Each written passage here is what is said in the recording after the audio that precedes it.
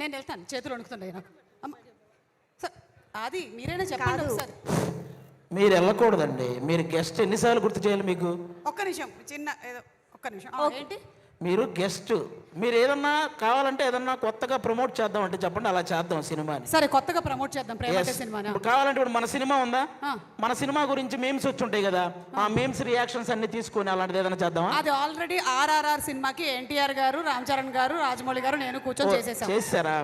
ఇప్పుడు మన సినిమా గురించి బొమ్మరిల్లు స్పూఫ్ లాగా ఒకటి ఏదన్నా? అది బాహుబలికి చేసేసాం.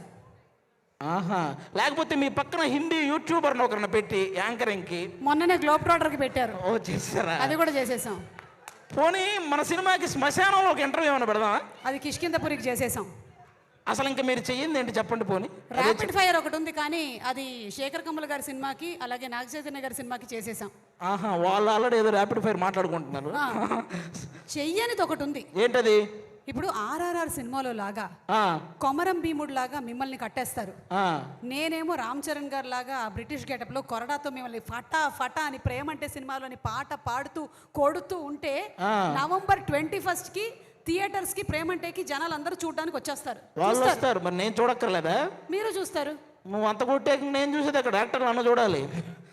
ఊరుకోండి. స్తంభం రెడీ కట్టేయడానికి. ఏం రెడీ? స్తంభం కానీ ఓహో, ఆ బ్రిటిష్ యువరాణి ఎవడేనా? ఓకే. అమ్మో, చాలా థ్రిల్ అన్నారు, కానీ చాలా వైలెంట్ ఆలోచనలు కూడా ఉన్నాయి ఇక్కడ, అర్థమవుతుంది మాకు. ఇంకా ఎలాంటి ఆలోచనలతో వస్తారో, క్రియేటివిటీ. బట్ దానికంటే ముందు ఈ సినిమాని మాత్రం ఇంత అద్భుతమైన విజువల్స్తో మనందరి ముందుకి తీసుకొచ్చిన డిఓపికి వెల్కమ్ చెప్పేద్దాం.